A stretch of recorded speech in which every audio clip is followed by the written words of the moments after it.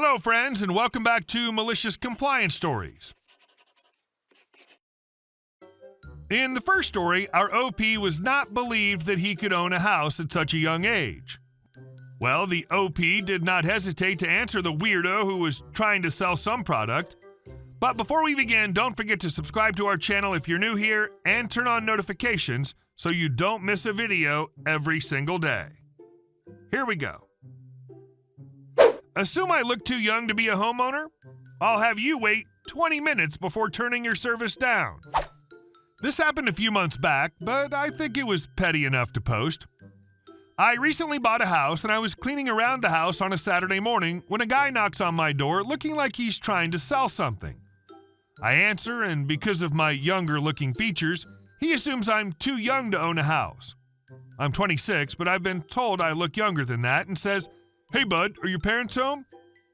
For a second I thought about telling him that I was the homeowner, but instead I said, "They're out in the backyard. What is this regarding?" He says, "Oh, nothing much. Just seeing if I could talk to one of them." I figured out he was trying to sell some home security, and I was pretty annoyed by the fact he didn't respect me enough to even tell me what he was selling, but I said, "Sure, let me grab him real quick." So I went back inside, continued cleaning, and left the guy waiting. I started to feel kind of bad after 10 minutes, but I said, "F it, there's a lesson to be learned here," and I kept doing my thing. Much to my surprise, another 10 minutes go by before the dude finally decides to knock again. I answer and he goes, "Hey bud, were you able to get your parents? I'd really like to speak with the homeowners." I responded with, "Oh yeah, I forgot to mention they're not here. They're at their house right now. But I can tell you as the homeowner of this property, I'm not interested in whatever you're trying to sell." Dude apologized, but then had the audacity to start a sales pitch, which was quickly halted by me closing the door on him and getting on with my life. And our second story. Guy steals all my amenities from business class. So my 15-year-old male at the time, dad, is a big traveler. He flies about 3 times a month for business, always on American. Because of this, he's accumulated a boatload of status for American Airlines and is their second highest level, Executive Platinum. One of the benefits of EP is 4 system-wide upgrades per year, which basically means he can get the entire family a free upgrade into business from Premium Economy. Last year, we had a large trip to Europe, so he splurged all of the upgrades, and all 4 of us went from Premium Economy to business class on the long-haul flight from LAX to LHR. We're a little late to the gate due to traffic, so by the time we arrive, about half the plane's already boarded. My parents find out that they were upgraded into first, meaning my sister and I will be alone in business. Anyways, we board the plane and I go to my seat, 8A, and there's already a guy sitting there. I can smell him from the aisle, and he basically looks like a homeless person. He has his shoes off, the blanket's already over his legs, and he's currently digging through the amenities kit. He's made himself at home in my seat. I double-check my ticket, and it's definitely my seat. Being the shy 15-year-old I was, I try to inform him he's sitting in my seat. Me, "Sir, I think you're sitting in my seat." Guy, "Huh?" Me, "Yeah, it says here this is my seat." Guy, "Sorry kid, it's my seat. You can have my old seat and coach." Me, "No, it definitely says right here that this is mine." Guy, "You weren't here when they boarded business class, so you forfeited your seat." Me, "I don't think that's how it works." Guy, "Listen, kid, this is my seat. Back off before I call a flight attendant." At this point, I was getting worried because I thought that he might have actually somehow inherited my seat because we were late. Luckily, a flight attendant came up to see what was going on. FA, "Is there a problem here?" Guy, "Yes, this young man's trying to take away my seat." Me, "But this is my seat. It says right here on the ticket." FA looks over my ticket, confirming that I am definitely the rightful owner of the seat. "Sir, I'm going to need to see your ticket." Guy shows his ticket that's listed for the middle of economy class, but he gave up his seat when he didn't arrive at his assigned boarding time. FA, "Sorry, sir, that's not how it works. Please return to your seat." Guy, "Okay, well, I still need to sit in business class. Are there any upgrades available?" FA, "Yes, for $1,500. Guy, "That's ridiculous. Look at that seat over there. No one's in it. gesturing to an empty seat nearby. Can't you just move me there? F.A. No, free upgrades go to flyers with the highest status first. Guy. But I need to sit in business class. I have a medical condition. F.A. What medical condition requires you to sit in business class? Guy. My legs get cramped from sitting in economy. F.A. Then you should have thought of that when you booked your seat. Guy. Please let me stay in business class. I deserve it more than this kid anyways. F.A.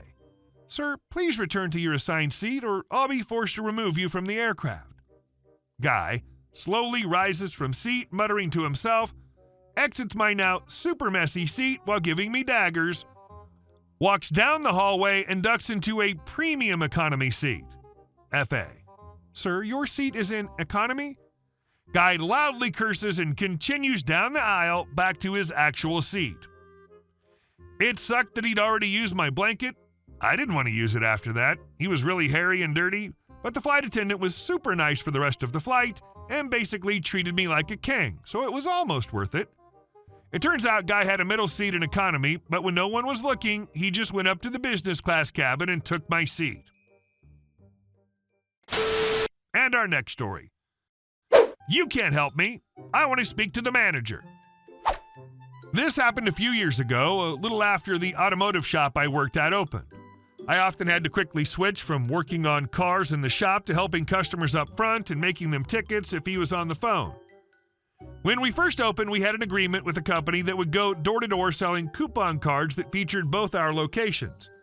It included normal coupons like $34.95 off a conventional oil change, making it essentially free minus the fluid disposal fee, free alignment check, X dollars off a service more than XX dollars. You get the idea. We made $0 off these cards. The whole amount the customer paid for the card went straight to the salesman and the company running the promotion. We merely honored the discounts for some marketing. This gentleman walks in. We'll call the customer Mr. Never Happy. He asks for an oil change and shows me his coupon card that he's bought. He's bringing in a Honda Odyssey, which takes a specific weight of oil that doesn't have a conventional grade for it. I politely tell him the situation, which he already knows since we did the same oil last time, and tell him he still gets the $34.95 discount and will just have to pay the difference. A little over $14 with tax, I tell him. Still a great deal. MNH. No, I want the price from last time. It was cheaper. Give me that price. I check his history, and turns out my boss took off his $3 fluid disposal fee from his last oil change, so with tax it was a little under $11. There's no notes as to why it was taken off, and my boss is still on the phone, so I can't ask him. It's only $3. Can't be that big of a deal. Me. Well, it looks like my manager took off the disposal fee last time. Doesn't say why, but it'll be a little over $14 this time. MNH. Nope, I want to pay what I paid last time. I won't pay that. I want to talk to your manager. My boss is sitting right behind me on the phone, and MNH keeps pointing at him while demanding me to speak with him. Seeing as he's becoming agitated, I ask for his coupon card so I can see if there are any notes about taking the fee off for him, even though I know there won't be. In my inexperience, I forgot to look at his card to see if it was expired before I told him the price of the oil change. These cards expire after a year, and MNH's had expired well over a month ago. That's my bad. I told him he could use the card, so I won't back out now, and maybe he'll get a bit more forgiving about the $3 if he knows he shouldn't be getting the $34.95 in the first place. Me. Well, sir, this card actually expired over a month ago. I'll still give you the discount on the oil change, but it's going to include the disposal fee. MNH. Nope, that won't do. You can't help me. I want to speak to your manager right there. So I give in. I tell him he can talk to him as soon as he gets off the phone, and I stay up front to let my boss know the situation. I'm sure he already understands since he was only a few feet away from us. A minute or so later, he gets off the phone and asks the customer if he can help him. MNH. Yeah, I need my discount, same as last time. My boss asks to see his coupon card, looks at it, and within seconds tells him how it is. B. Sir, your card's expired, so the oil change is full price. $44.95 plus tax and disposal fees. MNH. But wait. Mr. Never Happy looks at me for help, but I just put my head down and walk back out to the shop and keep working on my car. I gave you an out, dude, but you couldn't bear paying an extra $3, so this is on you. Needless to say, he leaves in a huff, and I haven't seen him back since. And our last story. I know the owner. You will do as I say. The owner of my hotel was a millionaire several times over, but you'd never know it. His wife dressed like she was going to dinner with the president, but he looked like a slightly worse-for-the-wear guest. Little old dude, walked around in khakis and Hawaiian shirts, ratty shoes, but an absolute shark, and would wait to let you have it if he didn't like you. He typically spent all of his time in his windowless office in the basement making phone calls and who knows what else. This was over 20 years ago, and the town we lived in was about 50,000. We rarely had a security guard on staff and no cameras, so he would occasionally chill out in the lobby to keep an eye on things if he was concerned about something. As long as you did your job, this wasn't an issue. He didn't often chat with us unless it was in the back office because he just wanted to be taken for a regular travel-weary guest. But personally, I think it was a game for him. If he was hanging out in the lobby, he would just sit and people watch or read the paper. However, there were times when people would become belligerent with the front desk staff for whatever reason, and they'd always start with, I know the owner, you better do as I say, and then go in on the fact that they're going to get you fired, etc. The owner would look up from his paper, say, I have no idea who the hell you are, but stop bugging my staff. You aren't getting an upgrade. You're lucky I even let you stay after that. After the guest was properly chastised and left for their room, he would give you a lopsided grin and go back to reading the paper. He sounds like someone who worked a service job and then when he got money started a business solely to screw with bad customers like he wanted to back then. Hey guys, thank you all for watching the video. I'll see you in the next one.